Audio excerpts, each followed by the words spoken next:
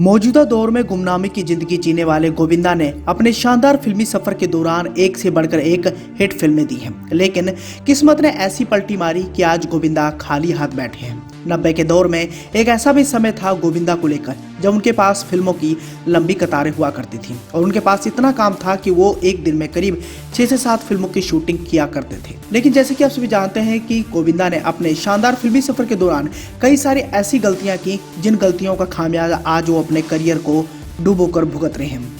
अब गोविंदा के अंदर हर वो टैलेंट था जिसकी दर्शकों के बीच में मांग हुआ करती थी। कॉमेडी से लेकर एक्शन और एक्शन से लेकर डांस, हर एक किरदार में गोविंदा ने अपने सफलता के झंडे गाड़े।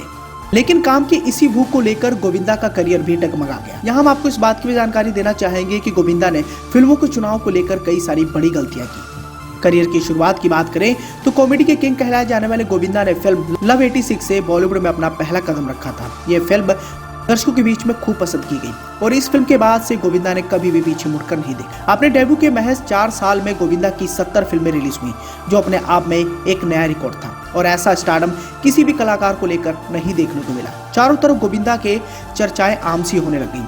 लेकिन आने वाले समय में गोविंदा ने कई सारी बेवकूफियां की, जिन बेवकूफियों का खामियाजा उन्हें अपना करियर गंवाकर भुगतना पड़ा। हालांकि गोविंदा का फिल्म इंडस्ट्री में आना उनके पूर्वजों की देन थी। उनके पिता अरुण आहूजा पहले से इंडस्ट्री से ताल्लुकात रखते थे और उनकी मां निर्मला देवी भी अदाकारा रह चुकी थी।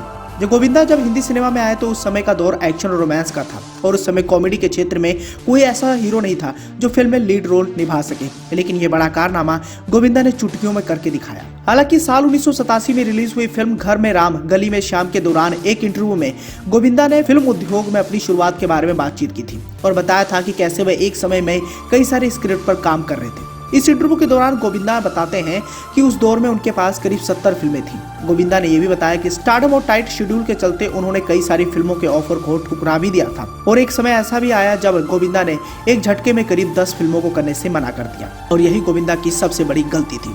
गोविंदा को लेकर एक बात काफी ज्यादा आम रही है कि वो फिल्मों के चुनाव को लेकर कभी भी सतर्कता से काम नहीं किए और एक बार जब बॉलीवुड के ट्रेजेडी किंग कहलाए जाने वाले दिलीप साहब ने उन्हें इस बात की सलाह दी कि आप फिल्मों के चुनाव को काफी सतर्कता से लें, तब गोविंदा को भी अकल आई और वो फिल्मों के चुनाव को लेकर काफी ज्यादा सतर्क हो गए। हालांकि दिलीप साहब के कहने पर गोविंदा ने कई सारी फिल्मों के साइनिंग अमाउंट के साथ उन फिल्मों को करने से मना कर दिया था, क्योंकि उस समय गोविंदा के पास बहुत सारी फिल्में थी। दिलीप साहब ने उन्हें सलाह दी थी कि आप धड़ाधड़ फिल्में तो साइन कर रहे हैं, लेकिन उसे आप अच्छी तरीके से नहीं कर पाएंगे, यह आप पे काफी ज्यादा प्रेशराइज हो जाएगा। तब गोविंदा को भी अकल आई और गोविंदा ने दिलीप साहब की बात मानते हुए कई सारी फिल्मों को साइनिंग अमाउंट के साथ करने से मना कर दिया था। धीरे धीरे समय बीता और गोविंदा के साथ डेविड धवन आए। जब ये जोड़ी बड़े पर्दे पर आई तब बॉक्स ऑफिस पर एक बड़ी फिल्म ने जन्म लिया और 90 के दौर में डेविड धवन के निर्देशन में कई सारी ऐसी बड़ी फिल्मों का निर्माण हुआ जिन फिल्मों को करने के बाद गोविंदा रातों रात एक बड़े सुपरस्टार के रूप में काफी ज्यादा फेमस हो गए। हालांकि गोविंदा के करियर में गिरावट की वजह सबसे ज्यादा मानी जाती है उनका राजनीति में आना। 2004 में कांग्रेस के टिकट पर सांसदी का चुनाव लड़े, जिस चुनाव में उन्होंने जीत भी हासिल की। लेकिन आने वाले समय में उन्हें इस बात का अंदाजा हो गया कि मैं अब राजनीति के लिए नहीं बना हूँ, लेकिन तब तक बहुत ज्यादा देर हो गई थी। राजनीति से जब वापस बॉलीवुड इंडस्ट्री की तरफ उन्होंने रुख किया तब तक समय काफी ज्यादा बदल गया था। हालांकि आने वाले समय में वो कई सारी बड़ी फिल्मों का हिस्सा तो बने, लेकिन उन्हें उस हिसाब से स्टारडम नहीं मिल पाया जिसकी वो आस देख रहे थे और धीरे धीरे वो गुमनामी की जिंदगी जीने पर मजबूर हो गए। इसी के साथ ही अगर उनके वर्क फ्रंट की तरफ नजर डालें तो 2019 में उनकी आखिरी फिल्म रंगीला राजा रिलीज हुई थी, जो कॉमेडी से लबरेज फिल्म थी। इस फिल्म में अभिनेता गोविंदा के डबल किरदार थे, लेकिन इस फिल्म को दर्शकों ने सिरे से खारिज कर दिया। तब से लेकर अब तक गोविंदा की आने वाली फिल्म पर उनके फैंस आस लगाए बैठे हैं। हो सकता है कि आने वाले समय में गोविंदा एक बड़ा कमबैक करें और एक बार फिर से दर्शकों के बीच में अपनी बेहतरीन लोकप्रियता फिर से हासिल करवा पाए।